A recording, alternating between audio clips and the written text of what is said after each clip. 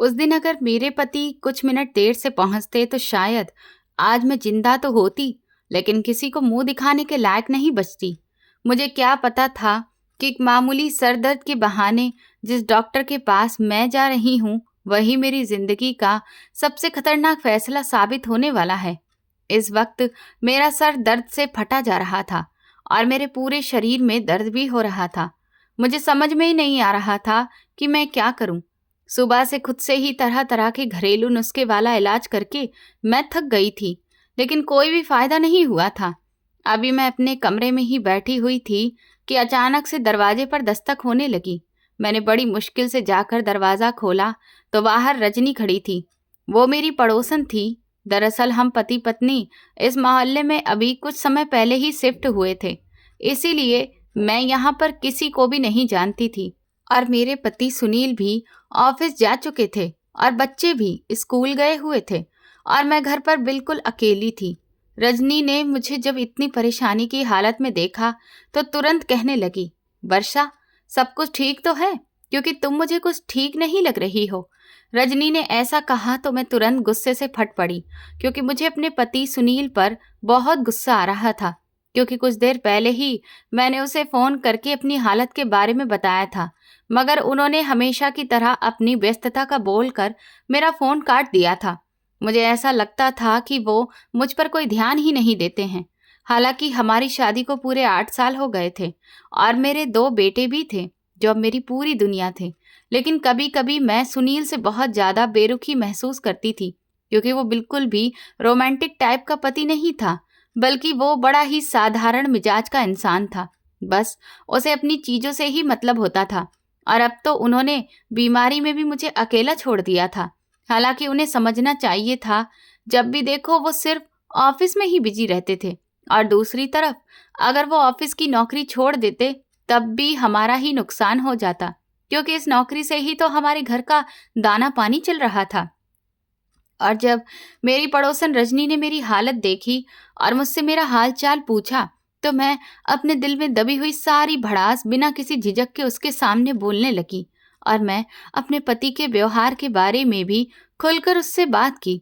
मैंने रजनी को साफ साफ बता दिया कि मेरी तबीयत ठीक नहीं है, और जब मैंने सुनील को घर पर आने के लिए कहा तो उसने मुझे साफ कह दिया कि उसके पास वक्त ही नहीं है।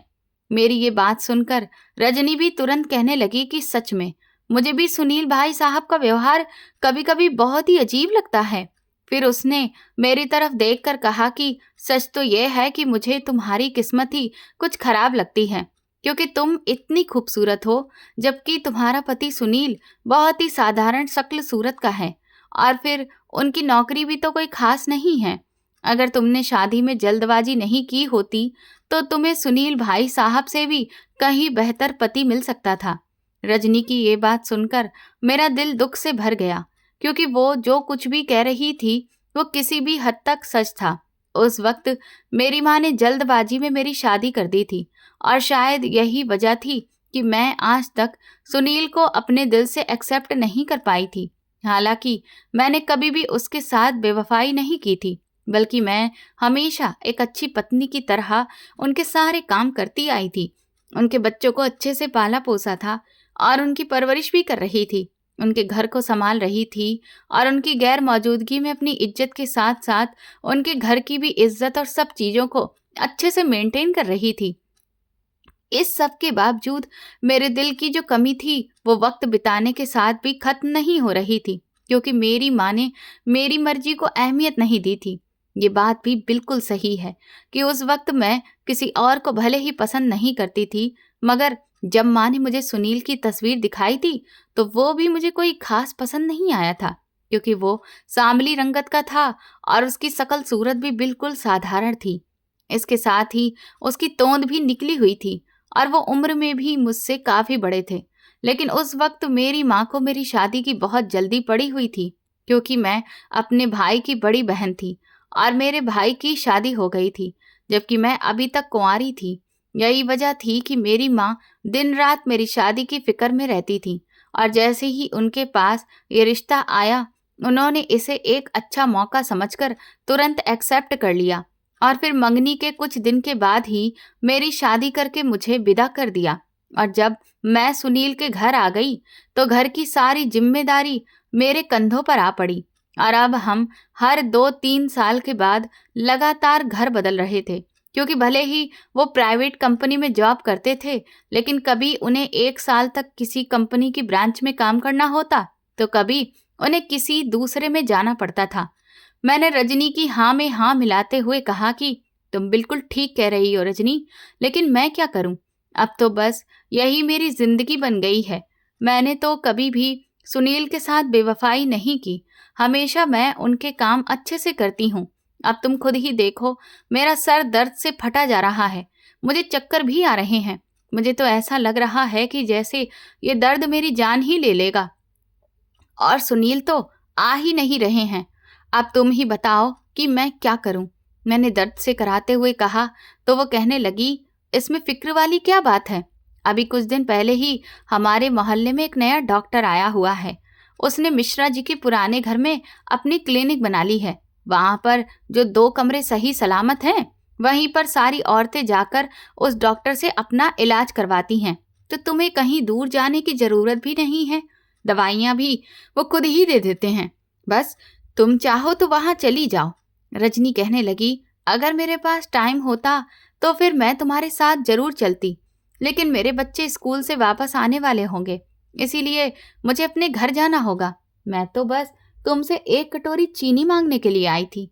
रजनी ने जब ये कहा तो उससे मुझे थोड़ी राहत तो मिली कि चलो ठीक है, मैं खुद ही जाकर डॉक्टर से दवा ले आती हूँ, क्योंकि मुझे कहीं दूर अकेले जाना बहुत ही अजीब लग रहा था।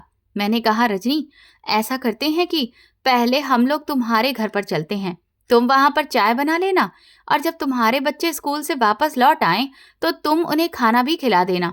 फिर हम दोनों साथ मिलकर डॉक्टर के पास चलेंगे। दरअसल मैं कभी पहले अकेले नहीं गई थी, तो मुझे इसलिए अकेले जाते हुए थोड़ा सा अजीब लग रहा है। मैंने उससे ये कहा तो वो कहने लगी कि वर्षा, मैंने तुमसे बोला तो है ना कि मेरे बच्चे स्कूल से आ जा रहे हैं, और फिर इसके अलावा मेरे पास घर में बहुत सारे काम भी पड़े हुए हैं। तब तक तुम अगर बैठकर इंतजार करती रहोगी तब तो तुम्हारी हालत और ज़्यादा खराब हो जाएगी।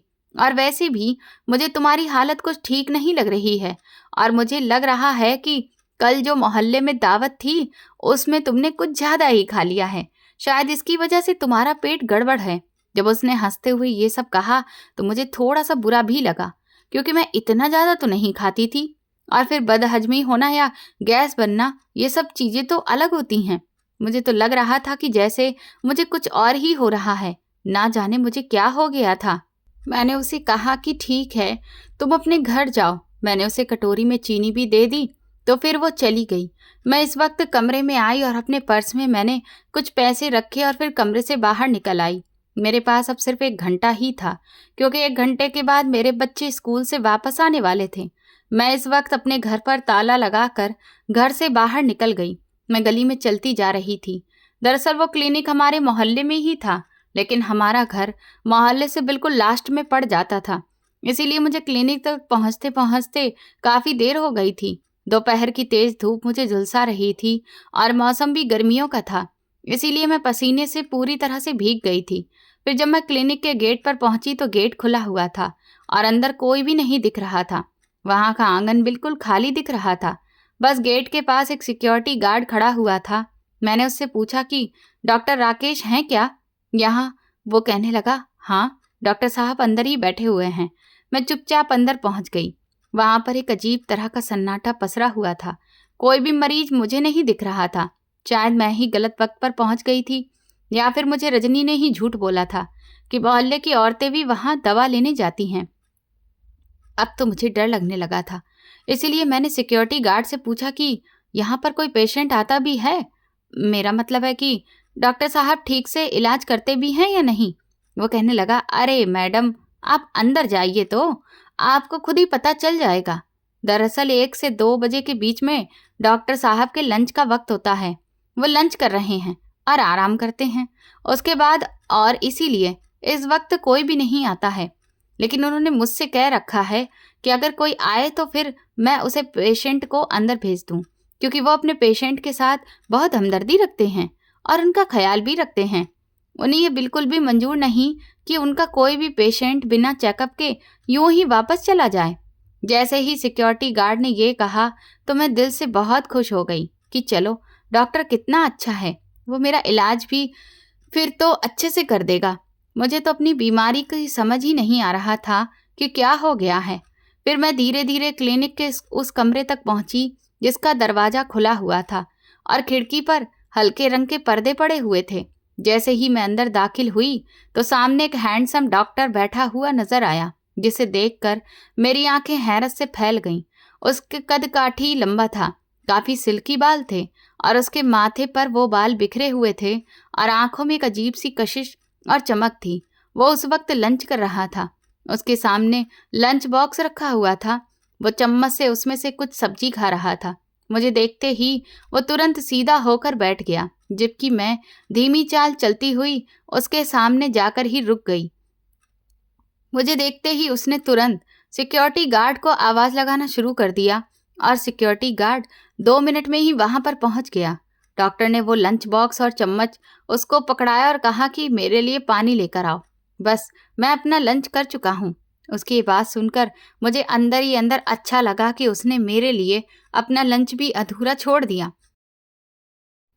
सिक्योरिटी गार्ड के जाने के बाद डॉक्टर के कहने पर मैंने उसके सामने रखी हुई कुर्सी पर बैठ गई। मुझे रजनी ने पहले ही उसका नाम राकेश बता रखा था और टेबल पर रखी छोटी सी प्लेट पर भी साफ तौर पर उसका नाम लिखा हुआ था। उसकी उम्र ठीक ठाक थी, मगर फिर भी वो बहुत ही हैंडसम और अट्रैक्टिव पर्सनैलिटी का लग रहा था। तभी वो मेरी आंखों में ध्यान से देखते हुए नरमी से बोला, जी मैडम, बताइए, आपको क्या दिक्कत है? जब उसकी आवाज़ मेरे कानों में पड़ी तो मुझे ऐसा महसूस हुआ जैसे उसके शब्द किसी शहद की तरह मेरे दिल में उतर रहे हों, जो मुझे बहुत अच्छे लग रहे थे और मैं पहली नज़र में ही उससे काफ़ी इम्प्रेस हो गई थी। मुझे समझ नहीं आ रहा था कि मैं उसे अपनी बीमारी कैसे बताऊं, क्योंकि उसे देखकर तो जैसे मेरी सारी तकलीफ ही ख़त्म हो गई थी। फिर भी मैंने उसे अपनी प्रॉब्लम बताई, जो थोड़ी देर पहले मुझे बहुत घबराहट दिला रही थी। मेरी प्रॉब्लम सुनते ही वो मुस्कुराकर कहने लगा कि लगता है आपने कुछ उल्टा सीधा खा लिया है, जिसकी वजह से आपको शायद गैस बन गई है और उससे ही आपके सर में दर्द हो रहा है। मैं आपको एक इंजेक्शन लगा देता हूँ और साथ में कुछ गोलियां भी लिख कर दे देता हूँ। आप 2 दिन बाद मुझसे दोबारा आकर चेकअप करवाइएगा। मुझे उम्मीद है कि इससे आपको आराम मिल जाएगा। ये कहते ही उसने जैसे ही इंजेक्शन निकाला तो मेरी आंखों में डर साफ दिखने लगा। हालांकि मैं कोई छोटी बच्ची तो नहीं थी, बल्कि मैं 2 बच्चों की माँ थी, लेकिन फिर भी मुझे इंजेक्शन से बचपन से ही बहुत डर लगता था। इंजेक्शन देखते ही मेरे मुंह से एकदम से चीख निकल गई, तो वो हल्के से मुस्कुराकर कहने लगा कि आप तो बिल्कुल छोटी बच्ची की तरह डर रही हैं। चलिए, अपने हाथ की आस्तीन ऊपर करिए और थोड़ा इधर आकर बैठिए। मैं आपके हाथ में इंजेक्शन लगा देता हूँ। अगर आपने इंजेक्शन नहीं लगाया तो फिर आप कैसे ठीक होंगी? ये कहते हुए उसने अपनी कुर्सी भी मेरी तरफ थोड़ी और खिसका दी।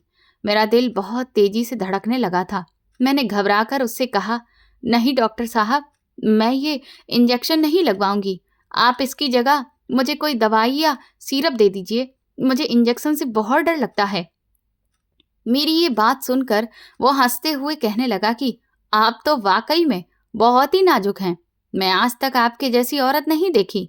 उसके अंदाज में कुछ ऐसा था कि मुझे अजीब सा महसूस होने लगा और उसकी आंखों में एक खास सी चमक दिख रही थी।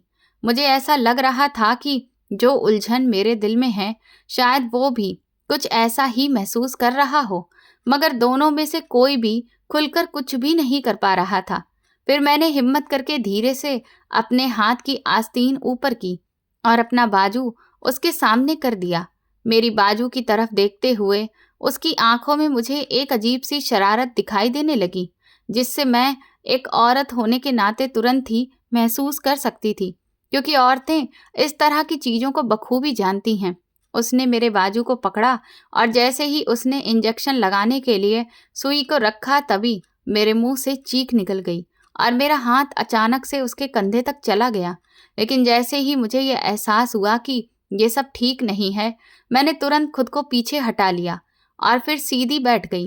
वो मुस्कुराकर कहने लगा कि देखिए, मैंने 2 सेकंड में आपको इंजेक्शन लगा दिया है और मुझे पूरी उम्मीद है कि आपको बिल्कुल भी दर्द नहीं हुआ होगा, क्योंकि हम अपने पेशेंट को किसी भी तरह की कोई तकलीफ नहीं होने देते हैं। उसकी ये बात सुनकर मेरे चेहरे पर हल्की सी मुस्कुराहट आ गई, क्योंकि सच में मुझे जितना डर लग रहा था उतना तो मुझे दर्द हुआ भी नहीं था। ये दरअसल मेरे बचपन का वही पुराना डर था जो अब तक मेरे अंदर कहीं न कहीं दबा हुआ था। फिर उसने पर्ची पर कुछ दवाइयाँ लिखी और मुझे देते हुए कहा कि बाहर सिक्योरिटी गार्ड को कह दीजिएगा, वो आपको दूसरे कमरे से दवाइयाँ लाकर दे देगा। और हाँ, 2 दिन के बाद आप दोबारा आकर मुझे ज़रूर दिखाइएगा, क्योंकि अगर आपने दोबारा चेकअप नहीं करवाया तो फिर ये प्रॉब्लम आपको फिर से हो सकती है। दरअसल ये 3-4 दिन का इलाज है जो आपको पूरा कंप्लीट करना होगा ताकि आपका पेट पूरी तरह से ठीक हो जाए। ये कहते हुए उसने मेरी आंखों में ध्यान से झांका और फिर एक फाइल पर नजरें गड़ा ली। उसने मुझे फीस के बारे में कुछ भी नहीं कहा था, लेकिन इस तरह से फ्री दवा लेना मुझे अच्छा नहीं लग रहा था। मैंने तुरंत ही पर्स खोलते हुए पूछा, डॉक्टर साहब, आपकी फीस कितनी हुई है? उसने मेरी तरफ ध्यान से देखते हुए मुस्कुराकर कहा कि आपके लिए फीस नहीं है, बस आपकी मेहरबानी यही है कि आप यहाँ पर आए हैं। बस आगे भी जब आपको कोई दिक्कत हो तो फिर यहाँ पर चक्कर लगाती रहिएगा। और ये कहकर वो हल्के से मुस्कुराया। उसकी बात सुनकर मेरे दिल में भी कुछ कुछ अजीब सा होने लगा। मुझे ऐसा लग रहा था कि ये जो कुछ भी हो रहा है वो ठीक नहीं हो रहा है, लेकिन मैं क्या करती, क्योंकि मैं सुनील की तरफ से भी बहुत दुखी थी और इतना हैंडसम नौजवान मेरे सामने बैठा हुआ था तो मैं क्या करती। मैं बहकने लगी थी। मैंने भी मुस्कुराकर पर्स को बंद कर दिया और फिर उठकर खड़ी हो गई। डॉक्टर साहब, आपका बहुत बहुत धन्यवाद। मैं 2 दिन के बाद दोबारा इसी वक्त आऊंगी, क्योंकि इसी वक्त मैं फ्री हो पाती हूँ। मैंने धीमे शब्दों में उससे कह दिया था कि मैं इसी वक्त आऊंगी। मेरी बात सुनकर उसने कोई भी पलटकर जवाब नहीं दिया, बस उसके चेहरे पर एक अजीब सी चमक आ गई थी। फिर मैं वहां से बाहर निकली और वो पर्ची सिक्योरिटी गार्ड को दिखाई तो उसने दूसरे कमरे से मुझे कुछ दवाइयाँ लाकर दे दी। दरअसल वो सिक्योरिटी गार्ड एक ही वक्त में 2 ड्यूटियां कर रहा था। गेट पर चौकीदारी भी कर रहा था और दवाइयाँ भी बनाकर दे रहा था। डॉक्टर के छोटे मोटे काम भी कर देता था। कुछ देर के बाद जब मैं घर पहुंची तो मेरे बच्चे घर के दरवाजे पर खड़े हुए थे। ताला लगा होने की वजह से वो बेचारे अंदर नहीं जा पाए थे। वो मुझे देखकर कहने लगे, मम्मी, आप कहाँ पर गई हुई थी? मेरा छोटा बेटा तो बेचारा धूप से तप रहा था और वो थका हुआ लग रहा था, क्योंकि उसकी उम्र 4 साल से ही थी। ये तो बहुत अच्छी बात थी कि हमारे मोहल्ले के पास ही एक स्कूल था, इसीलिए मेरे दोनों बच्चे ज़्यादा परेशान नहीं होते थे और खुद ही वापस आ जाते थे। फिर मैंने जल्दी से ताला खोला तो वो दोनों अंदर पहुंच गए। मैंने तुरंत ही उनके लिए खाना निकाला और वो बरामदे में बैठकर खाना खाने लगे और मैं अपने कमरे में शीशे के सामने खड़ी खुद को देख रही थी। मेरे चेहरे पर एक अजीब सी चमक सी दिख रही थी जो मैंने आज से पहले कभी नहीं देखी थी। इतनी चमक, इतनी खुशी तो मुझे मेरी शादी के वक्त भी नहीं हुई थी। शायद मेरे दिल में जो अरमान रह गए थे वो अब बाहर निकलने को बेताब थे। फिर धीरे धीरे शाम हो गई और शाम को जब सुनील घर लौट कर आए तो वो खाली हाथ नहीं थे। वो बाहर से खाना लेकर आए थे। हालांकि मैं खाना घर पर बना चुकी थी।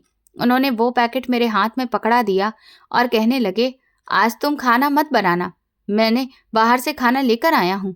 मैं जानता था कि तुम्हारी तबीयत ठीक नहीं है, इसीलिए मैंने सोचा कि तुम्हें काम ना करना पड़े। उन्होंने मुस्कुराते हुए मुझसे कहा, मगर मैंने मुंह बना लिया।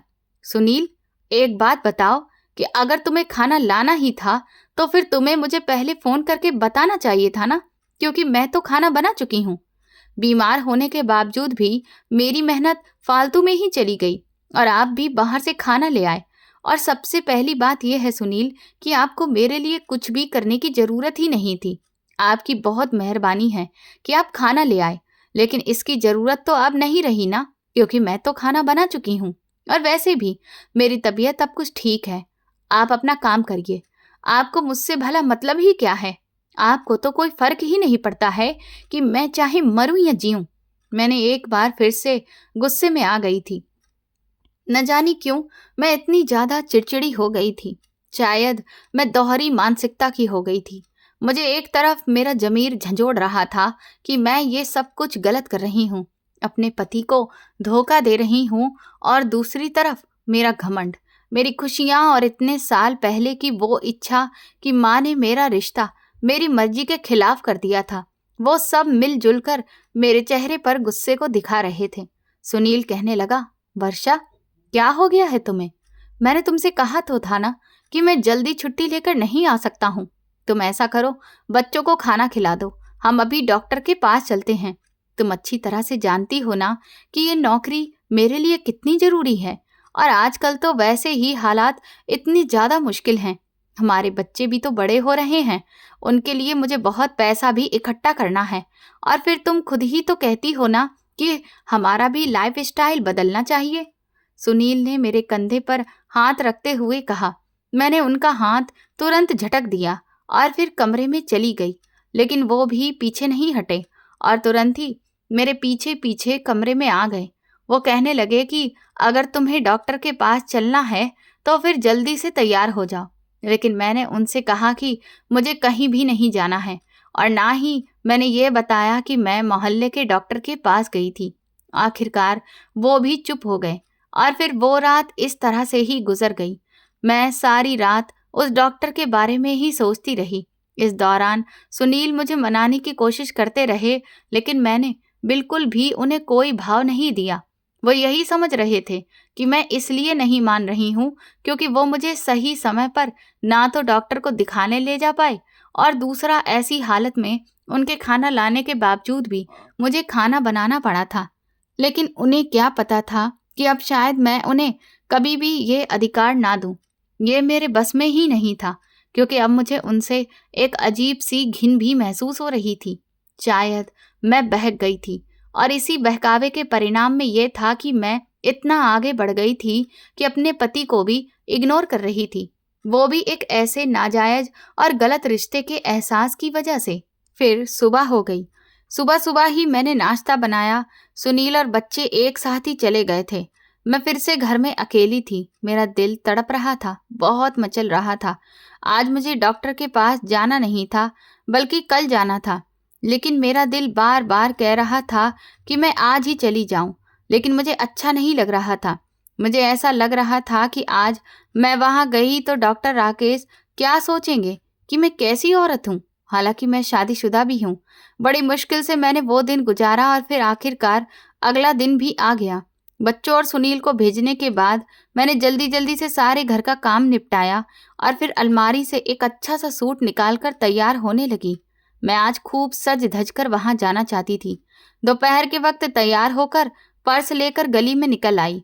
उस वक्त गली में कोई भी नहीं था, क्योंकि ये गर्मियों के दिन थे और दोपहर के वक्त गली में बिल्कुल सन्नाटा पसरा होता था। आज मैं थोड़ा सा पहले ही जा रही थी, क्योंकि मैं चाहती थी कि बच्चों के घर लौटने से पहले ही मैं वापस आ जाऊं, क्योंकि उस दिन तो बच्चों ने अपने पापा को इस बारे में कुछ भी नहीं बताया था। लेकिन अगर मैं रोज रोज इसी तरह से घर से जाती तो शायद वो अपने पापा के सामने ऐसे ही इस बात का जिक्र कर देते, क्योंकि उन्हें इतनी तो समझ नहीं थी कि वो अपने पापा को अच्छे से बात को बता सकें कि मम्मी न जाने कहाँ जाती हैं।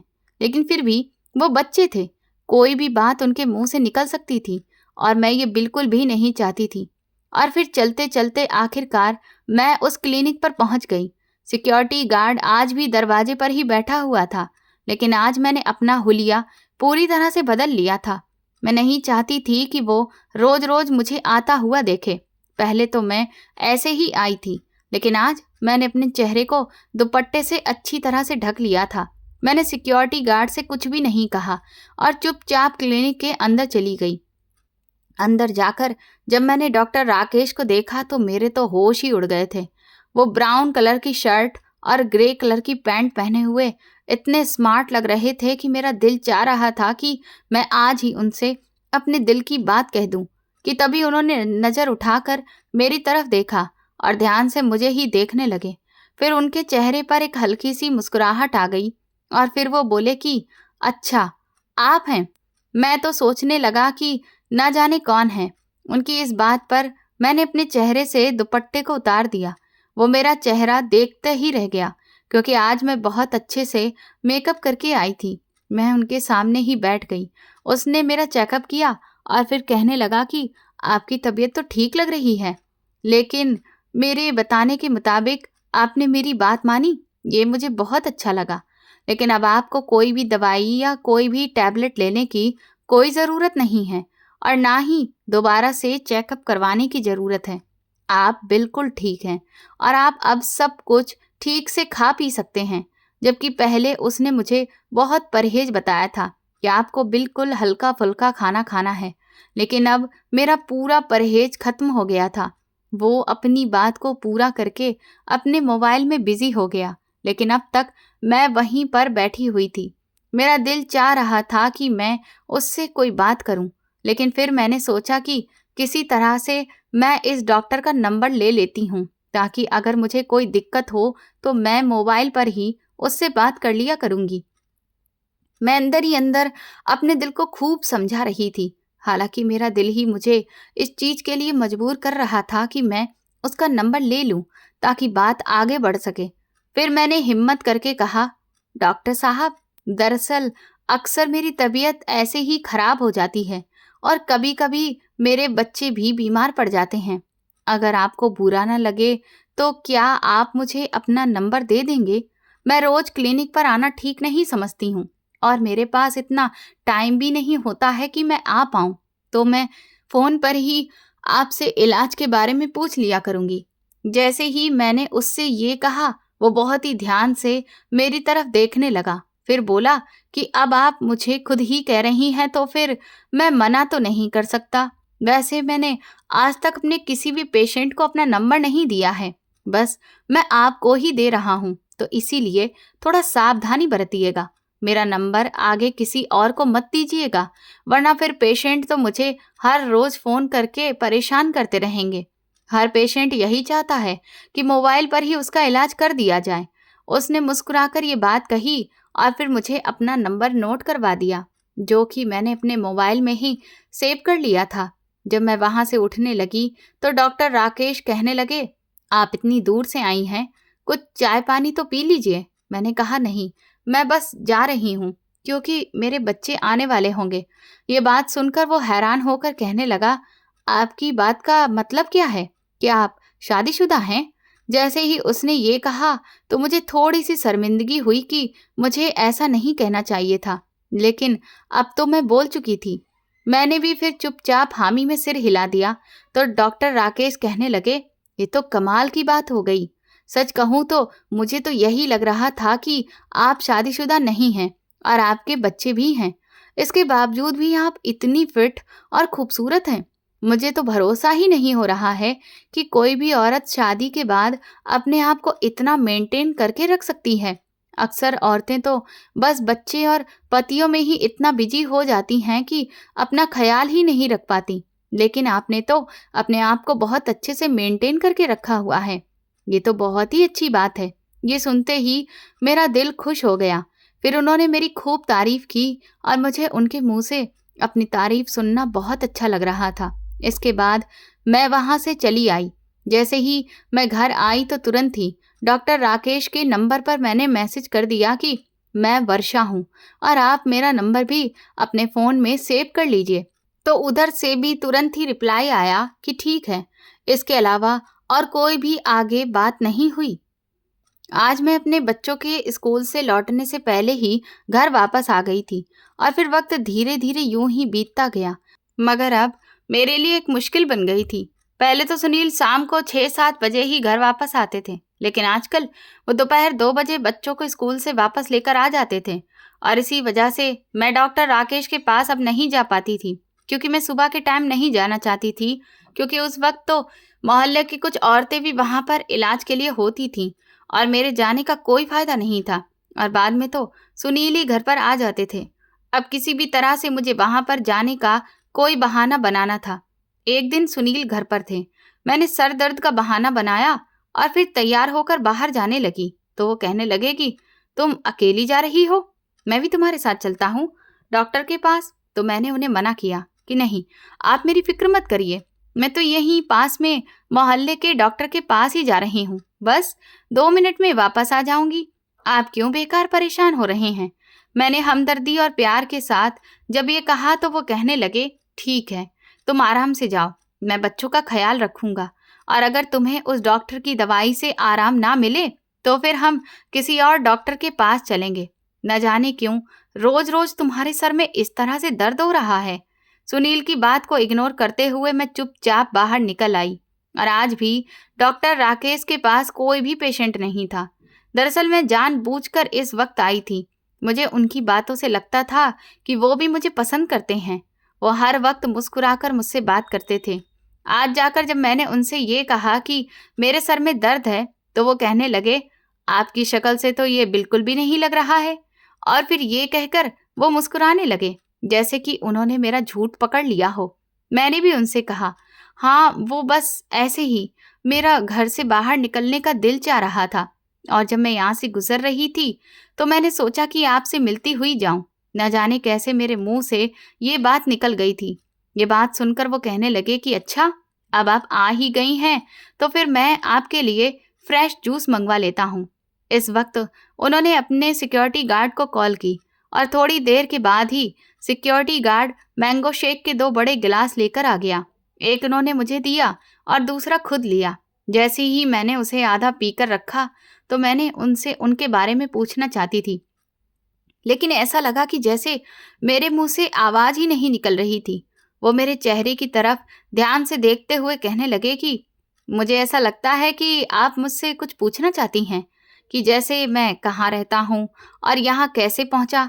तो मैं आपके पूछने से पहले ही आपको बता देता हूँ कि दरअसल मेरा घर यहाँ से तकरीबन 1 घंटे की दूरी पर है, लेकिन वहाँ पर जो क्लिनिक की जगह थी उनके किराए बहुत ज़्यादा थे, और इसीलिए मुझे यहाँ पर आना पड़ा।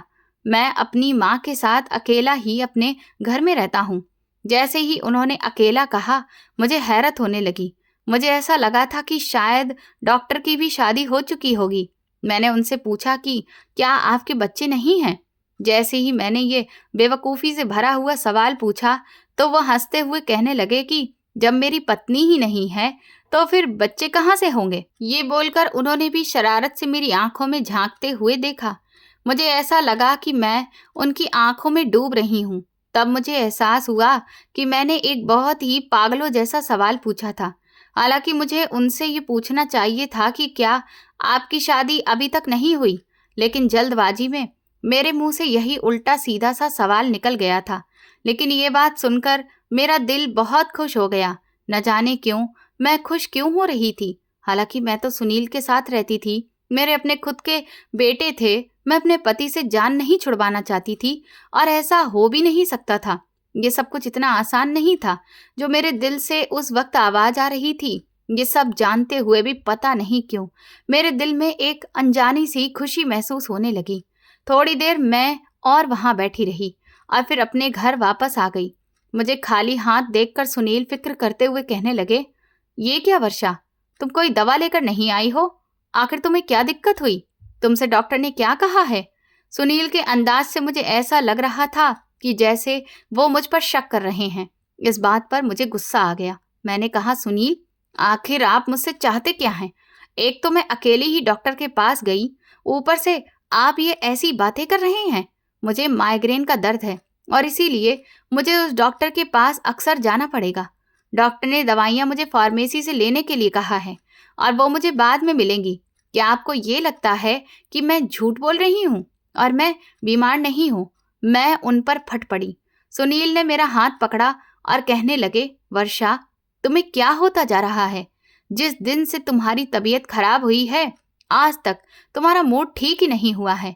मुझे तो ऐसा लग रहा है कि जैसे तुम्हारे साथ कोई बहुत बड़ी प्रॉब्लम है। इसीलिए कल हम शहर के एक बड़े डॉक्टर के पास चलेंगे, तभी जाकर मुझे तसल्ली होगी कि आखिर तुम्हें क्या हुआ है। उनकी बात सुनकर मैं चुप हो गई, क्योंकि मैं झूठी साबित होने लगी थी। और फिर अगले दिन रविवार का था, तो वो जबरदस्ती ही मुझे शहर लेकर गए। वहां पहुंचकर जब डॉक्टर ने मेरा पूरा चेकअप किया तो वो कहने लगे कि नहीं तो कोई भी प्रॉब्लम नहीं है, ये तो बिल्कुल ही ठीक है। बस दरअसल ऐसा होता है कि महिलाएं घर में रहती हैं और इसीलिए वो तरह तरह की टेंशन लेती हैं और उसकी वजह से ही सर में दर्द कभी कभी हो जाता है। बाकी ऐसी कोई फिक्र करने वाली बात नहीं है। आप आराम से घर जाइए। जैसे ही उन्होंने ये बात कही तो सुनील और ज्यादा शर्मिंदा हो गए, लेकिन मैंने सुनील को ऐसा बिल्कुल भी महसूस नहीं होने दिया और ना ही सुनील ने पलटकर मुझे कुछ भी कहा, क्योंकि डॉक्टर ने ये भी तो कहा था कि सर दर्द घर में बैठकर इधर उधर की बातें सोचकर भी हो सकता है।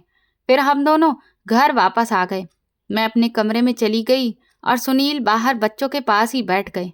लेकिन वक्त यूं ही बीतता गया। एक दिन मेरे मोबाइल पर डॉक्टर राकेश का मैसेज आया। उस वक्त मैं अपने कमरे में नहीं थी। जब मैं आई तो मेरा मोबाइल सुनील के हाथ में था और उनके चेहरे पर गुस्सा साफ दिख रहा था। वो मुझे देखकर कहने लगे कि ये डॉक्टर तुम्हें क्यों मैसेज कर रहा है। जैसे ही सुनील ने ये कहा तो मैंने उनके हाथ से मोबाइल ले लिया और देखने लगी। अरे हाँ, मैंने ही डॉक्टर राकेश से कहा था कि रोज रोज क्लिनिक नहीं आ सकती हूँ, तो फिर आप मुझे मोबाइल पर ही बता दिया करिए कि मुझे कौन से परहेज करने होंगे जिससे मेरे सर में दर्द ना हो। अब वो शायद इसी वजह से मुझे हेलो बोल रहे हैं। अगर आपके पास टाइम हो तो हम दोनों एक साथ ही डॉक्टर राकेश के क्लिनिक पर चलते हैं, वरना फिर मैं मोबाइल पर ही उनसे पूछ लूंगी।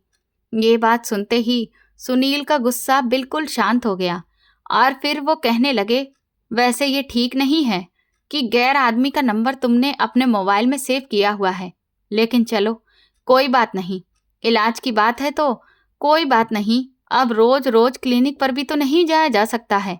ठीक है, तुम पूछ लो। वैसे डॉक्टर ने कहा तो था कि तुम्हें इलाज की नहीं बल्कि अपने आप को ताज़ा रखने की ज़रूरत है, मगर नहीं, तुम्हें तो बस हर वक्त गुस्सा ही आता रहता है। ये कहकर सुनील कमरे से बाहर चले गए। उनका मूड थोड़ा बहुत खराब हुआ था, लेकिन जितना मैं डरी थी उतना मामला अभी बिगड़ा नहीं था। मैंने उसी वक्त डॉक्टर राकेश को मैसेज किया, प्लीज़ आप तब तक मुझे मैसेज ना किया करें जब तक कि मैं खुद आपसे ना कहूँ, क्योंकि मेरे पति कभी कभार मेरा मोबाइल चेक कर लेते हैं। जैसे ही मैंने उसे ये मैसेज किया, दूसरी तरफ से ओके का मैसेज आ गया। आज पहली बार उसने खुद से मैसेज किया था और मैं पकड़ी भी गई थी, लेकिन ये तो भगवान का शुक्र था कि मैंने बात को कैसे भी करके टाल दिया था। वक्त ऐसे ही बीत रहा था। मेरा दिल नहीं चाहता था कि मैं सुनील से अब कोई नज़दीकी बढ़ाऊं, और मैं ऐसा कर भी नहीं रही थी। वक्त के साथ साथ हमारे बीच में दूरियां और ज़्यादा बढ़ती जा रही थीं।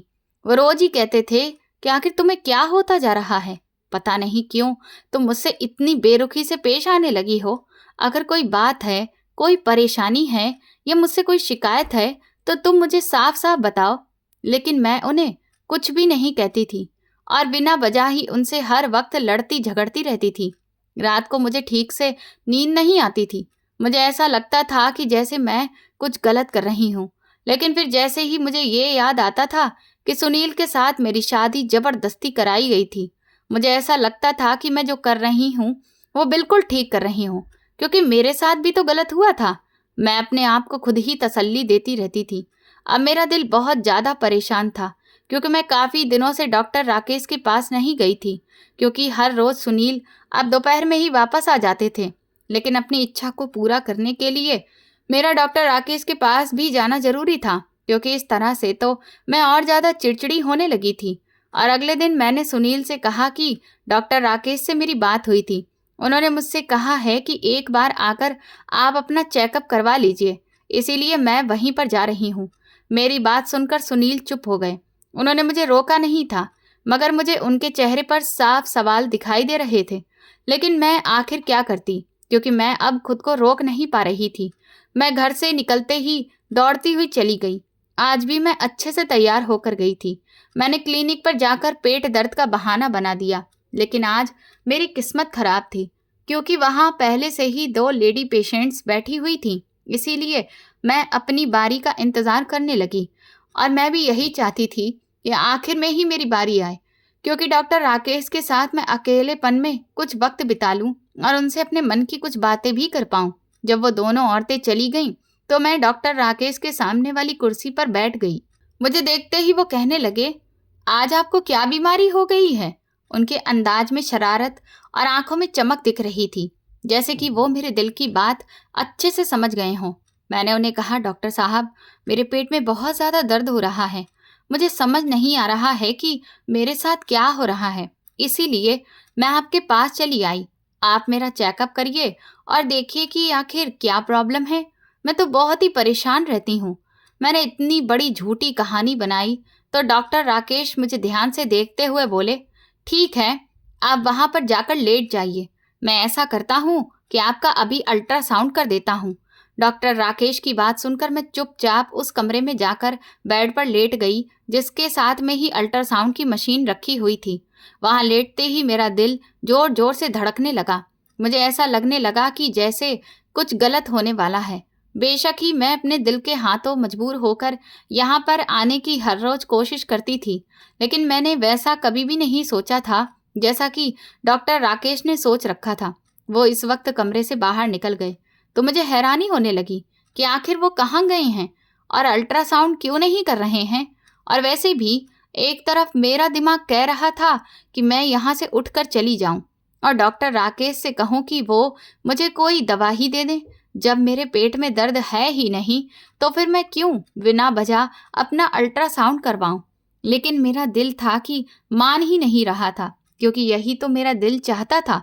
फिर 5 मिनट के बाद जब वो अंदर आए तो वो खाली हाथ नहीं थे, बल्कि उनके हाथ में एक जूस का गिलास था जो उन्होंने मुझे दिया और कहने लगे कि आप पहले इसे पी लीजिए, फिर हम आपका अल्ट्रासाउंड करेंगे। दरअसल इसमें खास तरह की दवा मिली हुई है जिसे पीने से अल्ट्रासाउंड में सब कुछ साफ साफ दिखाई देगा। मैं इस वक्त वो जूस का गिलास ले लिया और जैसे ही पहला घूंट भरा तो मुझे उसका स्वाद बहुत ही अजीब सा लगा। फिर मुझे याद आया कि इसमें तो दवा मिली हुई है और इसी वजह से इसका स्वाद कुछ अलग सा है। शायद ये भी इलाज का हिस्सा ही होगा। खैर, फिर मैंने वो पूरा जूस का गिलास खत्म कर दिया और गिलास वापस उन्हें ही पकड़ा दिया।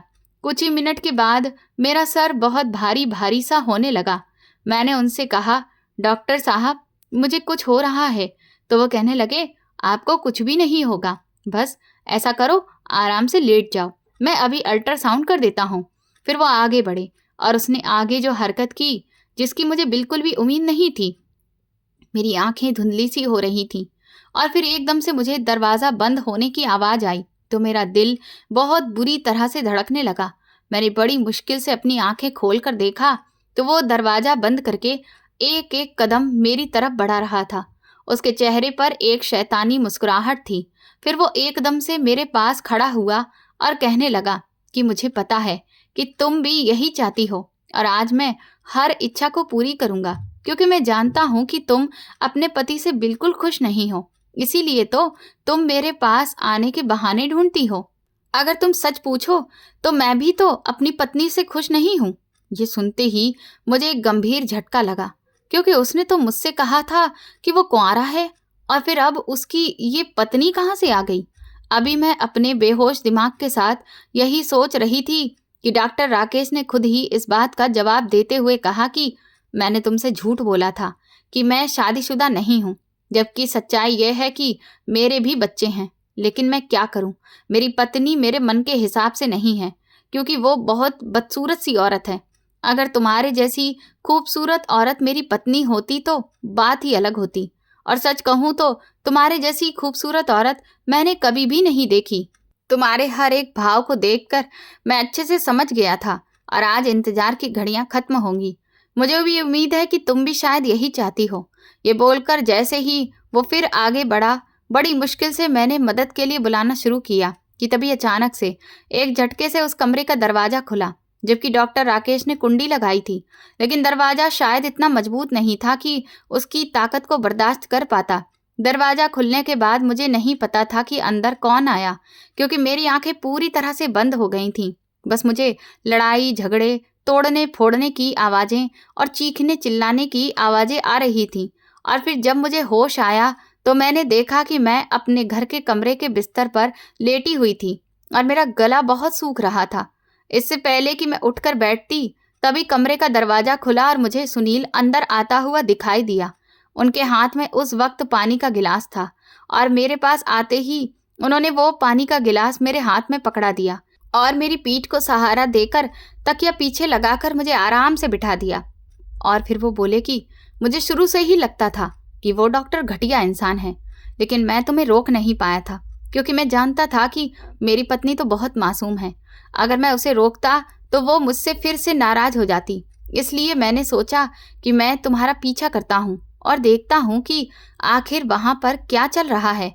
मुझे तो यही लग रहा था कि डॉक्टर पैसे कमाने के लिए तुम्हारे साथ बीमारी का बहाना बनाकर दवा दे देता है, मगर मुझे ये नहीं पता था कि मेरी मासूम पत्नी के साथ ये सब हो जाएगा। अगर मुझे पहले पता होता तो मैं कभी भी तुम्हें उस डॉक्टर के पास नहीं जाने देता। लेकिन अब तुम बिल्कुल भी परेशान मत हो। मैंने वक्त पर वहां पर पहुंच गया था और तुम्हारी इज्जत बिल्कुल सुरक्षित है। जैसे ही सुनील ने ये कहा तो मेरे आंसू बहने लगे। मुझे ऐसा लगा जैसे भगवान ने मुझे अपना घर बचाने के लिए या फिर इज्जत की जिंदगी बिताने के लिए एक और मौका दिया। अगर सुनील को मेरी सच्चाई पता चल जाती तो आज शायद मैं एक तलाकशुदा औरत होती और मेरे बच्चे भी अपने पिता के प्यार से दूर हो चुके होते। लेकिन ऐसा नहीं हुआ, क्योंकि भगवान ने मुझे एक और मौका दे दिया था। अगर मैं चाहती तो वक्त पर सुधर भी सकती थी, मगर उस वक्त तो मैं अपनी ख्वाहिशों में बिल्कुल अंधी हो चुकी थी। मुझे एक बार भी ये ख्याल नहीं आया कि मेरे ऐसे कामों की वजह से मेरी अपनी घर गृहस्थी उजड़ सकती है। लेकिन अब भगवान ने जब मुझे एक और मौका दिया था तो मैंने इसे सही मौका जाना और इसी वक्त मैंने भगवान से माफ़ी मांगी और दिल में फैसला कर लिया कि अब मैं दोबारा कभी भी किसी भी गैर आदमी की तरफ आंख उठाकर भी नहीं देखूंगी, क्योंकि दिल की हर इच्छा पूरी हो ये कोई ज़रूरी नहीं है। असली खूबसूरती तो दिल की खूबसूरती होती है।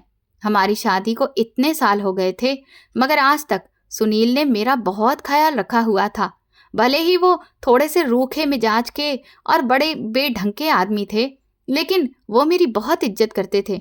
मेरी सारी ज़रूरतों का वो बहुत अच्छे से ख्याल रखते थे और सबसे बड़ी चीज़ तो इज्जत होती है जो कि मुझे मिल रही थी।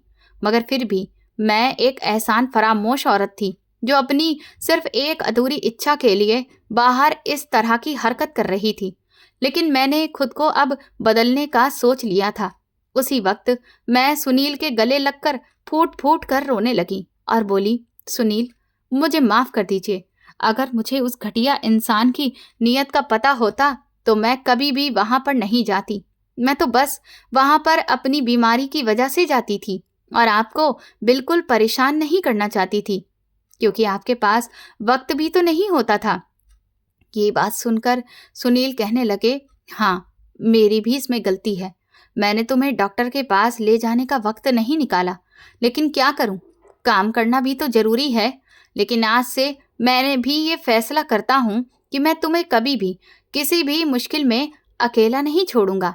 आज से हम दोनों एक दूसरे का हर मोड़ पर साथ देंगे।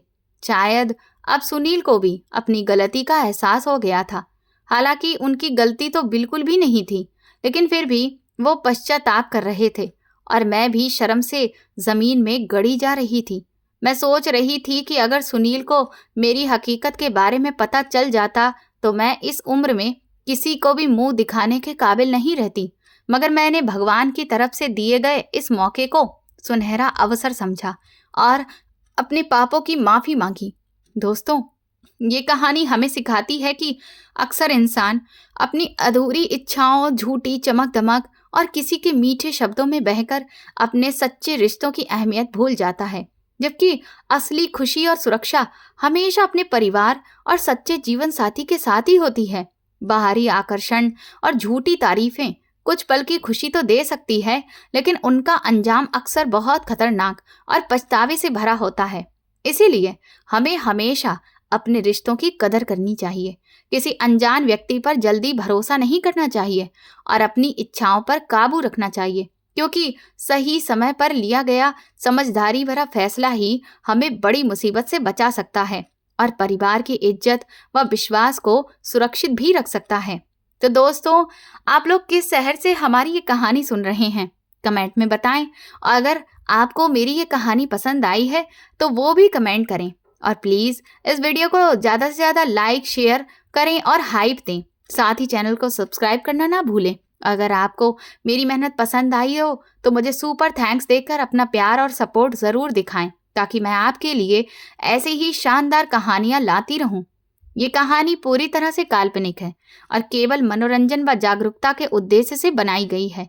इस कहानी के सभी पात्र, स्थान और घटनाएं काल्पनिक हैं, जिनका किसी भी वास्तविक व्यक्ति, स्थान या घटना से कोई संबंध नहीं है। इस वीडियो का उद्देश्य किसी भी पेशे, व्यक्ति या समुदाय की छवि को ठेस पहुंचाना नहीं है, बल्कि समाज में जागरूकता फैलाना और सही गलत के बीच अंतर समझाना है। यदि इस कहानी का कोई भाग आपको असहज लगे तो कृपया इसे केवल एक काल्पनिक कथा के रूप में ही देखें। धन्यवाद।